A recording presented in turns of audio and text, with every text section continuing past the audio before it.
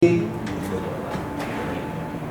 the Provincial Engineering Office, before any project starts, we communicated with the concerned local chief executives that informing them that we have this project funded from this fund and all the contract details. We do that in compliance to the provincial ordinance that was passed by Board Member Mundihar, and I guess but that was sponsored by Board Member Mundihar in these halls of the Sangguniang Panlalawigan. So basically, sir, tanan-tanan every time nga mag-start, nagsulat kami sa respective municipal mayors.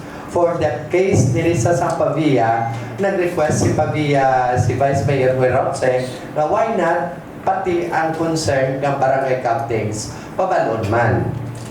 And when we appear at the session last August 5, the barangay captain of barangay Pandak was also there, and so we shared the concerns in the project. Okay, so I guess you're taking notes of our observations here and our recommendations sa inyo, no? For you to amplify and make corrections on and let's help para matapos yung project. So, thank you again. We'll now move on to Mr. Chair. one more. Akong suggestion sa iya, pagtig ililit gani, una-ulan, overtime yung obra. Overtime man yung obra. Atong gareklamo, ito lang nga, kung sino gareklamo, dira sa Magapo, paulu-uluhin yung sa barangay officials. Kung sino makaulu-ulo, dira, kung makasige ka mo obra. Yawin manok. Itugin na mo, dili ka man yaga. Umpisa niyo obra, aga pa, tapos sa kay ba mo, rainy season kita eh. Lutay lang ng ugoy-ugoy. Pag ulan, di ka naka-obra. O pila pa katis ka man, manana ka maka-obra ka. So, pag tingililit gani, Domingo obra, overtime may obra, kung sino ka reklamo ito, paululuhin sa barangay captain ng dali mo lang na. Pila ka bilog mixer mo? Tatlo, sir. Tatlo mixer mo? Di okay man ang tatlo, di ka gamix? Dira pa lang sa ganan. Dira ka man ang gamix? Kung may problema sa mixer mo, lapit mang kimuha na punta ka ng kimuha tungkol pa, you have to grab the opportunity nga mainit. Nanda po muna siguro isa. Thank you, Mr. Chair. Okay. Final. Yes. Engineer Attorney RBA. Bordos. Saan mo matapos nung sa imo sa tula-tulaan ang contract duration mo? December. May problema ka to, wala? Wala tayo sa lapitan, wala? Buhay namin ito yan. Tisip kayo wala, para tayo may problema ka, tani, kuligan ka namon. So thank you for your manifestation, yung tapuso mo rin sa September. That is all what we want. And rest assured, pwede ka diyan sa meeting, basta hindi ka pagpatanib, dahil ko'y mapildi ka man sinagi ako. Imagine 1.2 kilometers, amo nang manimandirin lang. Tulungoy lang amo, sagad nyo ka mo kapindis-indis nga daiman nyo. O tani, kung anay ka mo din, kinalalay mo lang amo, ni mo ako ni subong, imo na subong. Di ko sagad ka pindis-indis. Kag mapildi mo lang amo sa ulihi. You have to understand each other. Kasi negosyo kung mo nang kinobra namon. Oy, balanay lang mayo. Hindi nyo pagdaiban, kaya makuli makamilyon, hindi ka to. O, slippage mo ba? O, so, kung real ka mo mga contractor kagwan, istoryahan na lang ang mature. Kaya nga mo niya, buligay man lang tanin mo. Binuligay. Okay? So, thank you. Okay, so thank you, Mr. Dalida, for your announcement. Engineer Andy and your team, please take note of the recommendations and the observations. Next topic, next with Monpon Road. Budget is 28.5 million. The bidded budget or the bid amount na bid is 24,132,683.77 centavos. Ang contractor is the Marinig Construction. Supposedly October 18, 2023 ang nag-start. Supposedly April 2024, tapos ka na. And according to the records here, you have a negative slippage, no? Kaya mo naman niya ako na baton day, saka ako naman is negative 22.3%. Okay. You are having a liquidated damages of more than 400,000.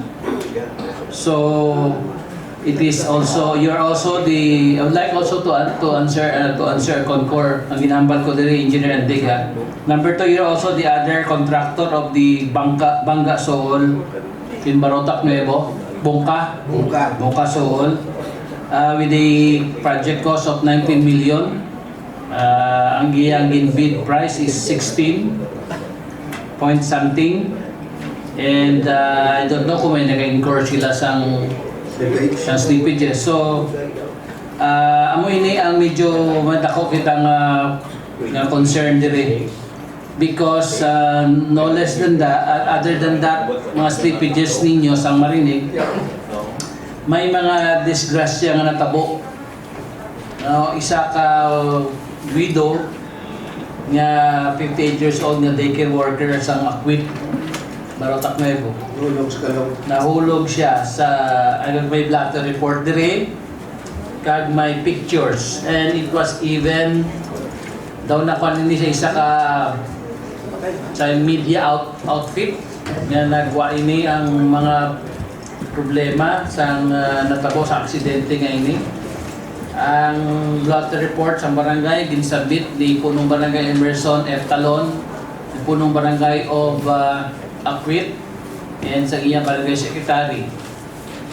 Masahod ko, blotter report at around 10 a.m. August 19, 2024, Gemma B. Belonio, 58 years old, widow, barangay day worker and a resident of barangay Akwit, Barotac Nuevo, personally appeared in this office and would like to put in record that about 7 a.m. on that day, August 19, while she was walking outside the daycare center, her left foot accidentally hit the wire from Nawasa, an ongoing construction of drainage by the Marini Construction, caused her out of balance and fell on the ground.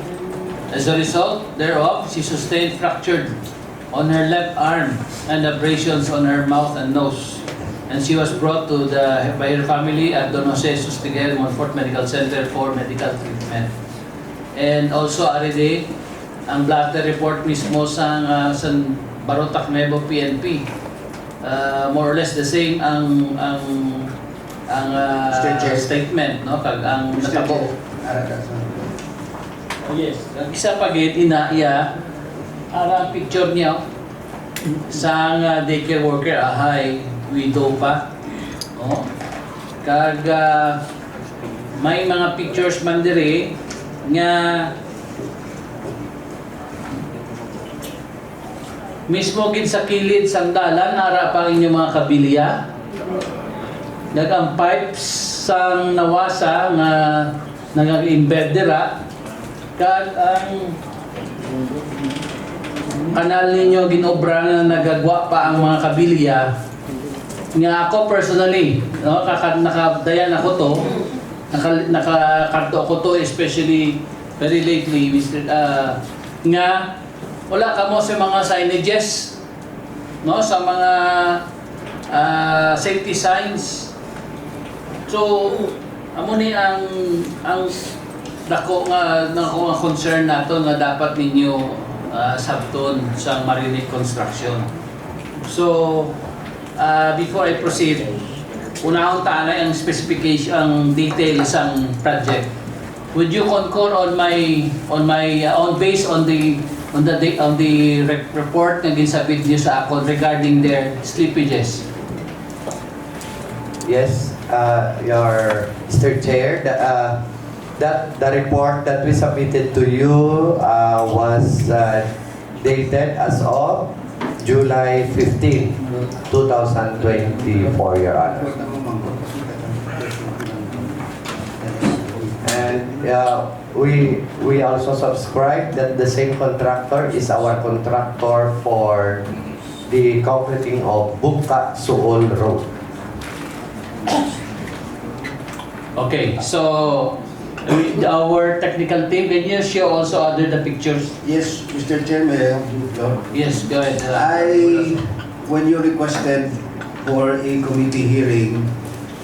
On August 22, we took pictures of the Akwit Monpon Road to show the ongoing construction. That is on August 22. No? That is somewhere in the junction road of Akwit, I think. Going to the portion there of the road. So next, continue. So this is also the same area where I think going to Akwit, you have the steel bars there, still protruding and unfinished. Okay, these are also the canals. Next, so these are the ones, the canals and the bars unfinished also. So these are going to Bulpon. Oh, these are the mga kanal or pamawan. This, Arapa. Di ang marinig. Okay. These are the... Kasi nakita mo ko ito pagkanta ko ito. Big-report siyang tao mo. This is the one going to Bulpon. Wala ko mga side. Walang matapos. Portion that is going to Monpon. Harap ang mga culverts. Harap ang kanal, wala pa matapos. And going to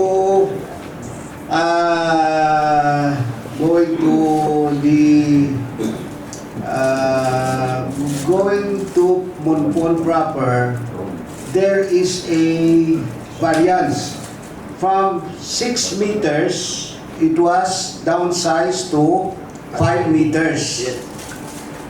I took a picture there and we will ask the engineering department to answer that later. And also that canal, the variation is it was shortened to 5 meters because according to the barangay captain, it will intrude into the perimeter area of some of the landowners, but instead there was already a variation order that there was a construction of the canals, engineer, no? Yes. But these canals are not also finished, even going upward. So that is now the status, Mr. Chair, of the Akwit Monpon Road. And may we know who is the representative of Marinig? Here? Ikaw ang owner. Can you state your name and kaliyog lang ko your name and your take your phone ko. Good afternoon to all. I am Nicolas Rojas, proprietor of Marinig Construction Service. Nicolas Rojas. You're the owner. Yes, sir. Okay, thank you. You're the owner of Marinig. Yes, sir. Is that a corporation or a single proprietorship? Single proprietor. Single proprietor? Okay. Sa ining nga gipakita ng pictures, nagapati ikaw nga mo ng inyong project site. Actually, sir, talang nga pormas tamon ara subong sa Kwan, sa Akwit. But this week, tapos naman ang Akwit, pa-proceed naman kami sa Monpon. Kaya para mo magtrabaho kami narguan na yun sa diretso. Hindi, pero ang pamangkot ko anay, kung ang nakita na mo nga mga pictures diri nga sa amon nga LCD o sa amon TV, sa video, amo na, ga-concur ka nga amo ng inyo nga project, amo na siya. Ano ni siya? Akwit Monpon. Mangkit mo po na. Asa sa po, ang... Hindi, di mangkot ko anay, kung amo na, wala ka kakato sa site? Wala ka pa kakato sa site dito? Kakat to sir, amo ginasa pero nalipat ako dakong ding. Okay, so... Yan Akwit or some... sige. So, importante nga mo na yung project site ninyo. Yes, sir. Okay. Engineer Randy, sa imo o sa project engineer mo na insakto ini, amo ni ang picture. Okay. Yes, sir. Okay. So, mangko na next question is, ang natabo nga aksidente o insidente itong isa ka balo nga nahulog, sino project engineer mo on site? May ara ka? Okay. So, ano na ang status ini? Nakabalo ko mo sini nga nabali ang kamot sa isa ka byuda? Okay, sir. Ako na lang sa sir. Actually, in-interview ko man ang palibot na sir sa nakabot. Inang nagpa-delay sa amon nga kuan sang water district ang PVC Blue Pipe. In bante nga sa taga water district ang iya tie wire nakaamot sa gate. Nga nag-cause sang injury sang kuan sang balong na si ma'am. Pagkahapon, do September 2 siya na daw, September 3. Na-admit sa mga hospital. September 3, September 3, kahapon. Kahapon na ito siguro sir. Oh. Kahapon nakatagos ang bulig man sa kay ma'am. Nag-receive ang iya bata. In-explica rin man siya bata sa amuning valor sang kabubuton nga bulig para mabuligan na gina ang itabo kay ang ako pala pinabugatan sir magpamati sa time na ina sa Pansang Water District na kung hindi ko na sa project na ina wala ina natapo inang proyekto nga ginatag sa province of Iloilo puli ginaya sa Pumuluyo hindi na kinanglan masulod dapat ganit pasalamatan natin sa atong gobernador na implement pinaka-proyekto. Kaya kaya mala, ang doon masakit ng pamatian nga, yung pamanggal pang proyekto. Which is ngayon hindi naman tama. May I have the answer? May I answer that, Mr. Just Chair? proceed, Board Member Rosa. May I know your name? Nicolas Roas. Mr. Rojas. Wala nang nila kinabaso lang gobernador. Ay, hindi. Ang kinabaso nila ang kontraktor. Because under the principle of torts and damages, you are liable for the injury committed because of the failure to finish the construction. That is under the principle of torts and damages because you caused injury, undue injury to the person for failure to accomplish. Daw kung ako abogado, pailan ta ka kaso? Kain mo na liabilidad because you failed to finish the construction on time and it caused undue injury to the person concerned in that particular area. So it is your fault. Do not blame Lawasa. Because you put there a canal which you have not even finished. So maglakad to ang byuda to, kay mitambok to. Kundi naulog siya sa kanal na ginobra nyo. So sino kasulon? Ang Lawasa? Kundi ikaw. Kaya ikaw ang kontraktor. Hindi ayun sir. Ang naghalabis na sir, ang pag-usay dito sa barangay. Mismo ang taga Water District nagala nga mo sila nga ginabasol pala nila ang proyekto which is hindi mablasar tama. Ikaw ang basulon. Balasulon ka. Kaya huwag mo matapos ang proyekto on time. Ara sa torts and damages, I'm a lawyer, I know what to do. So do not blame others, you should blame yourself, the contractor, because you did not finish the construction on time. And you will be civilly liable for the injury committed by that person. Wala lang ko nag-intra, kinuloon na lang ko sa imo, pero do not blame anybody, you should blame yourself for that. I will now tell you that it is your liability. In fact, pasalamat kami yung tagaan mo sa financial assistance. But if I would appeal to that lady, I will file a case against you for civil liability for damages. Because you caused undue injury to the person for your failure to finish the construction. That is one. Thank you. Pero hindi na ako magkakanto sinadira. Hindi ko lang kalit kung pasulo ng ibang yung tao. Attorney, wala lang siguro naiintindihan ng attorney. Ako nang binagin ko yan. Microphone mo Mismo yan ang taga Water District during Husay. Ginambala niya kami yan nga kung hindi yan mismo ang tao at taga Water District mismo, kasi siyempre nagkawala kami nga tali ko nagpagputang sa alambre, ipunta ka naman sa agad na plastic mo doon para ma-identify nga Oh. bali, ang taga Water District na representative nila pag-usay, amo yan nag-ala, hindi yan sa palibot ng pag-usay. Hindi Mr. Rojas, ikaw nagbuhat sa kanal ang tao mo. May mga kuan pa to, patindog, wala mo matapos. So lakadon sang babae ang iyang lugar pakanto sa iya balay. So sino ang kosang pilas sang balik? Kundi ang kanal nga wala mo matapos kay imbis kalakaron niya sang eksakto. Nahulog sa kanal kay way matapos ang obra nyo. Ano labot niya sang nawasa? Kaya ang nawasa iya kuan lang na pipe. Imo to ya. Kaya ang kanal mo, wala mo matapos. Amo na yung kwadro, wala na kami nagkuhan. Ginreklamo na sa kapitan sa akon. Ginistoryahan ko lang siya. Hindi ko pangayo lang kamo nagulit sa kontraktor kung ano maayo niya. Kaya kung hindi siya, hindi ko pailan ko sa kaso. Because it is my constituents. Hindi ka mag-blame. Eh wala kami ka-blame dani sa imo, subong kinambalan kay ikaw ang may sala.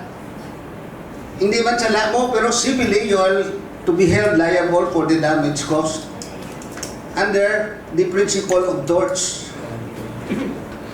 Okay lang, attorney. Okay? Okay. Also, Let me- thank you. Sige, thank you. Engineer Andig, sino ang project engineer mo da? Areda, Pod mo subong? Yes, yeah, Mr. Chair. We have Engineer Major Lazarito. So, may I ask, ang start sang contract nila is, am I correct, October 18, 2023?